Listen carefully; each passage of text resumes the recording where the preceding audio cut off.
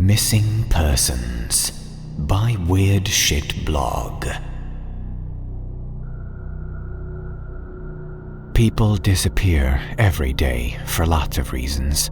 Kidnapping, murder, money, boredom. But sometimes it's something else. May 6th, 1940. Ronnie and Reggie DeVry, identical twins, 13 years old. They went out playing in the woods with Sam, their older brother. Sam claimed that a large dog walked by and caught his attention for just an instant. When he looked back, his brothers were gone. They were never found.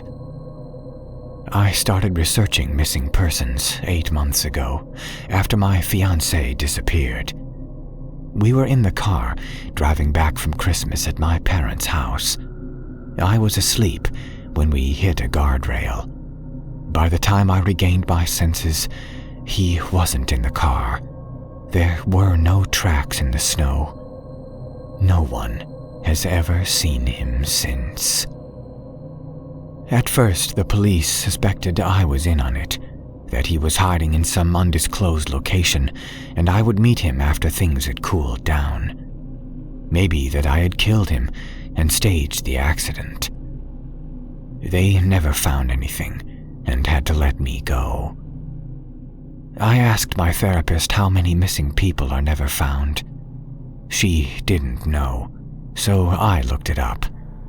Most missing people are found quickly. Some are only found as bodies, but they are found. Of all reported cases, only about 1% go unsolved. In most cases, police will usually decide that the person died in some place where their body would easily be found. Their bones might get spotted by a hiker decades later. Sometimes, though, there's just no explanation at all.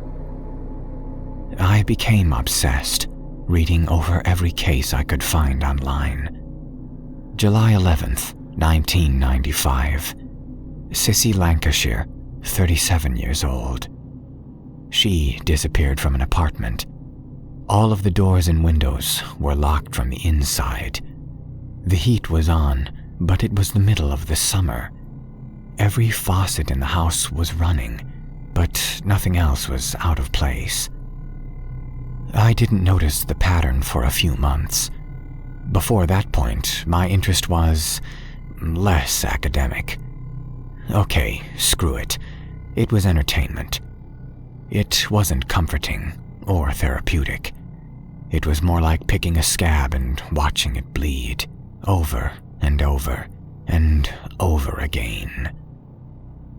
February 14th, 1971. Jonathan L. Graves, 33, was a despondent after his girlfriend canceled their Valentine's Day plans and broke up with him. He stood on the top of his high-rise apartment building and threatened to jump. The police reported that they reached the roof and tried to talk him down. He refused and walked off the ledge. But no one watching from the ground saw him fall. His body, if he actually did die, was never located. It was spellbinding. People disappearing under bizarre circumstances. No particular geographic location or date. No connections to each other. No leads from the police. No evidence. Nothing. Or, well, not entirely nothing. September 28th, 1781. Johannes Grau, 59, an innkeeper and amateur watchmaker. He was on his deathbed when he called for a lawyer. He dictated a will, leaving what little he had to his youngest grandson, whom he'd never met. He didn't even know the boy's name. The next day, the town doctor came by to examine him, but found his bed empty. His doctor letters to a colleague say that, in the course of his disease, he had become quadriplegic. yet there were powdery footprints, the same size as Grau's, leading from the bed to the bathroom door, where they abruptly stopped. The powder was never identified. I made a database of all the information I could find on the cases that stood out. Time of day, the phase of the moon, the victim's blood type, whatever I could think of. There was something. There had to be. June 9th, 2011. Marcus Williams, 19 years old. On a red-eye flight from Albuquerque to Los Angeles, Marcus began complaining to an attendant of stomach pains. He went to the plane's lavatory. Within a few minutes, other passengers began to experience the same ailment. Soon, the flight was full of sickened people, several of whom began vomiting long, rubbery wads of an unidentified matter. The plane was quarantined upon landing, but the doctors found nothing wrong with the passengers, whose conditions improved almost immediately. Marcus, however, never returned to his seat, and was the only passenger unaccounted for. The FAA closed the investigation in 2013, citing a lack of movement on the case. That's when I hit the jackpot. It all started coming together after I read about Viola Harper. January 18th, 1984. Viola Harper, 22. A sociologist at Oxford University, Harper began a study of a missing persons case in Europe from 1900 to 1980, trying to identify commonalities. According to her friends, she had consulted with a mathematician, Edward Humphreys, with whom she had been building software to correlate the data. They also began an affair. A few weeks later, Harper reportedly became paranoid and distant. She started giving things away to her friends and family and broke off her relationship with Humphreys. Fearing that she intended suicide, her mother and professors had her admitted to Willow Wind Psychiatric Hospital. One night, after room check, Harper went missing. Her door had been locked from the outside all night, and the only other exit was a security window that couldn't be opened. Humphrey's take on the events is what really got my attention. According to newspapers of the time, he claimed no knowledge of what happened to Viola or why her behavior turned odd before she disappeared. And yet his diary, parts of which were posted on the web forum by a friend after Humphrey's death in 2001, say that he feared for Viola's sanity. He believed she had found a pattern of some sort in the disappearances. He had built a simple program that would examine the info according to her specifications, but deleted it from the school computer when her paranoia deepened. Unfortunately, this only made things worse for Harper, and she spiraled out of control. Humphreys felt partly responsible for what had happened to her, a terrible tragedy. And then light filled my eyes, because the very next pages were none other than the handwritten code of the program. Do you know how long it takes to go from barely knowing how to open your email to programming in an obscure computing language from the 80s? It took me 3 weeks. The code was there, but Harper's databases were long lost. Luckily, I still had mine. August 29th, 1921. Millie Michaels, 17. Michaels went to a dance hall with her 2 friends, Sarah Andrews, 18, and Gabrielle Ford, 17. They met a young man, Cameron Lawrence, and talked to him for the next few hours. According to the police, Lawrence admitted to plying them with alcohol in hopes of sleeping with one or all of the girls. Before they left, the 3 girls went to the restroom together. This was witnessed by Lawrence and several others. None of the girls ever came out. The bathroom had no windows or no other means of escape. When I plugged in the data I had, it was like a revelation. My fiancée, Viola Harper, all the others, they all fit. It was perfect. It made complete sense. And then I saw something else.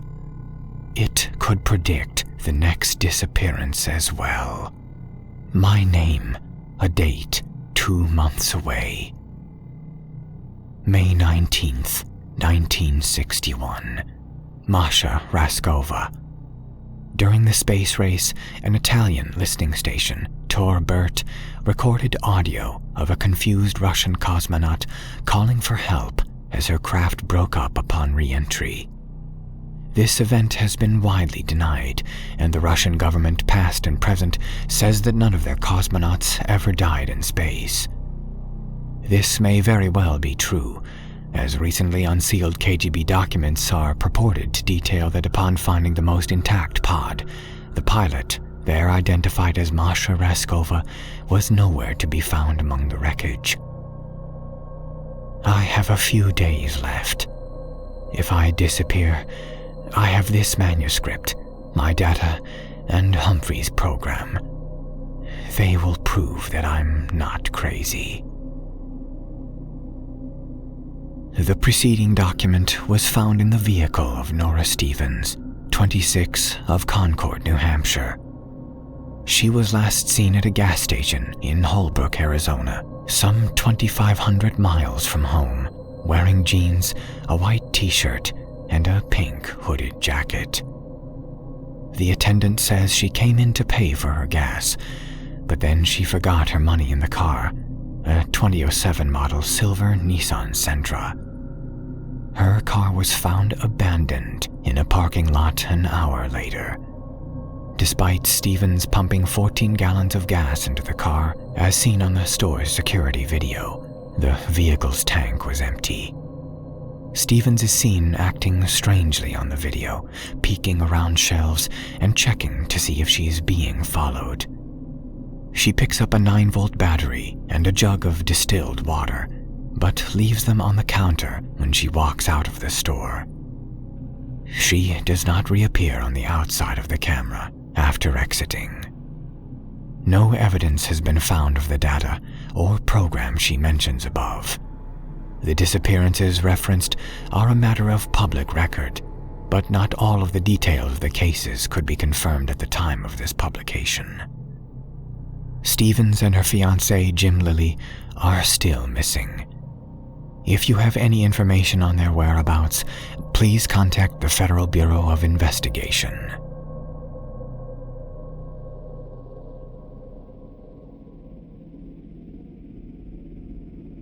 Missing Persons Report, Michael Daff, by Easy Misery.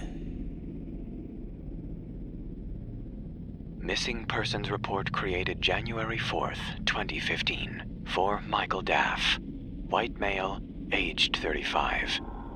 If seen, call the authorities immediately. The following are emails sent from his computer in the past 90 days. To redacted, from MikeLikeYouLike@gmail.com. Date October 30th, 2015. Hey bro, I hope things are going well with you. Things are going amazingly well with me. This girl I'm seeing, I can't really call her my girlfriend. We've only been seeing each other for a month, and we haven't had the talk yet. But I'm pretty sure she's super into me. She wants to spend as much time with me as possible, and one night I heard her whisper the L word when she thought I was asleep. I feel the same about her. Oh, her name is Eve. She has this beautiful wild hair. It curls around itself and gets into everything. It's half afro, half intense waves.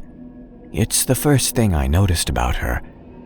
Then, of course, I saw her flawless mocha skin and cute little freckles along her nose.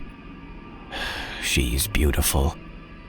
I still am a little awed that she is even interested in some dork like me. Life is pretty good. Hot girl likes me, great job, good friends. Mike. To redacted from mikelikeyoulike@gmail.com. Date November 14th, 2015. Hey, bro. Bad news. Not about Eve, don't worry. She is still wonderful. More than wonderful. She's perfect. It's about the cat. A week ago, he started delivering us presents. Every time Eve slept over, we'd wake up to find a dead mouse or bird on the bed. It was disgusting. Mittens had never done this before. I figured he must have found a way out of the apartment and was having a great time hunting. Eve was super grossed out by it. She told me to close the door so Mittens couldn't get in at night. But somehow, he kept opening the door and leaving his gifts. Eve convinced me to give Mittens away. It was hard. I had Mittens for almost 10 years. But Eve is right. He obviously needs to be an outdoor cat. I'll miss him though. Mike. To redacted from mikelikeyoulike@gmail.com. Date November 31st, 2015. Hey, bro. I am so damn mad. TJ is being a complete jerk. It makes no sense. I mean, we've known each other since high school. You'd think I'd know him better than this. Well, it turns out he's a crappy friend. A few days ago, he starts texting me about how he wanted to have sex with Eve. He did not say it in such innocent words.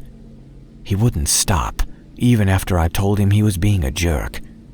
He started saying he was going to steal her away from me, and how he's got bigger muscles than me and all this crap. We got into a huge text fight about it.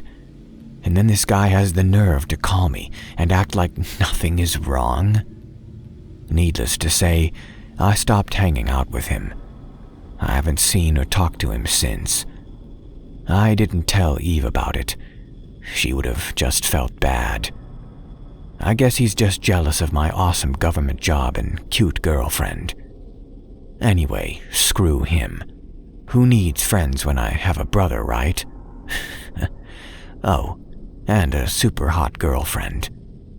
Eve has become everything to me. Mike. To redacted from mikelikeyoulike@gmail.com. Date December 5th, 2015.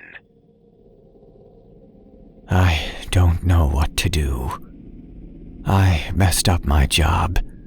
Well, I didn't do anything, but it's messed up.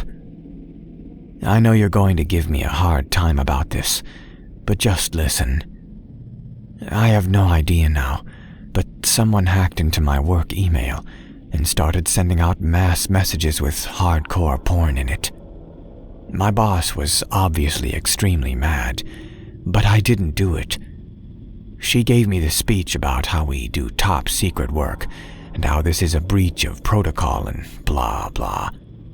I told her my side, and we agreed it had to have been a virus, so we wiped my computer and changed all my passwords. But it happened again.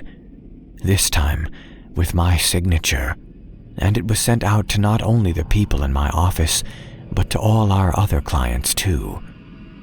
My boss fired me the same day, without even letting me explain. I didn't get to pack up my stuff. Eve has been amazingly supportive. She has been cooking all of our meals and taking care of me. She has basically moved in with me and keeps my spirits up. Thank God I have her. Anyway, things are really bad on my end, except for Eve. Plus, apparently I've started sleepwalking.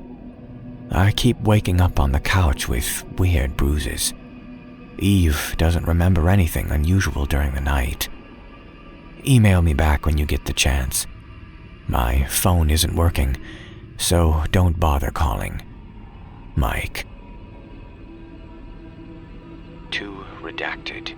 From MikeLikeYouLike@gmail.com. Date December 20th, 2015. Brother, I'm going on a trip. We will be gone for some time. Do not email. To datafile.f7b7i. From blank. Date 11000110001110001110. Eve 4.11 checking in. Subject Blue Eye is contained. Removed from dwelling 12/20/2015. Currently housed in re-education chamber. Samples have been obtained and are awaiting analysis. Eve 4.11 received no damage during containment procedure. Eve 4.11 requesting new deployment.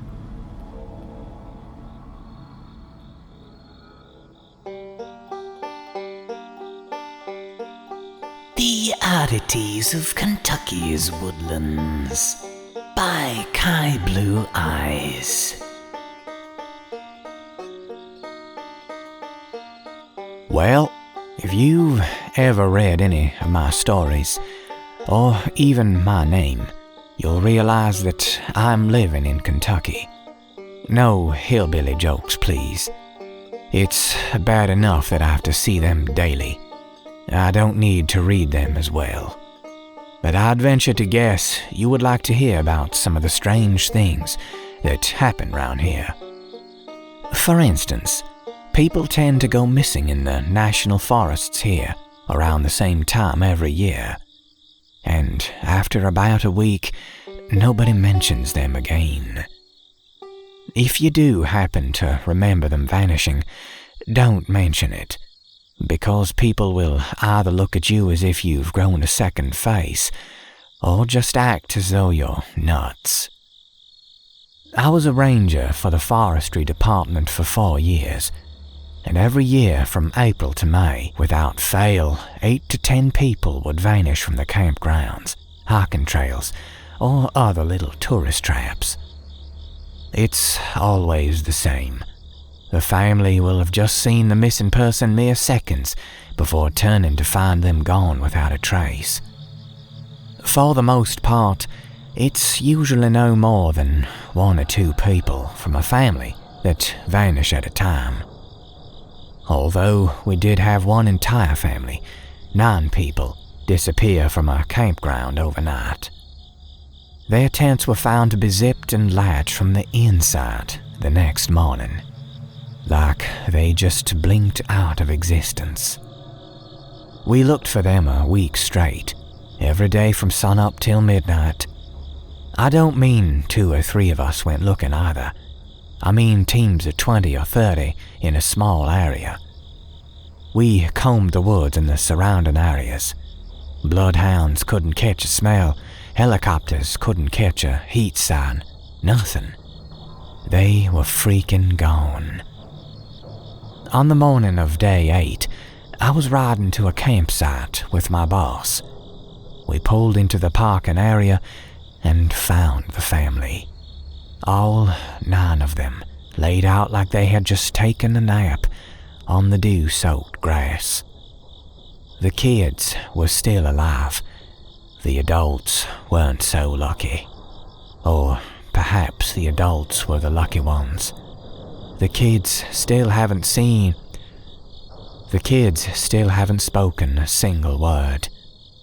Their teeth had been removed, though there were no tool marks, no stitches, nothing. The kids had also suffered severe trauma to their eardrums, rendering them forever deaf. The adults were missing random organs and bones, Again, no incisions were visible.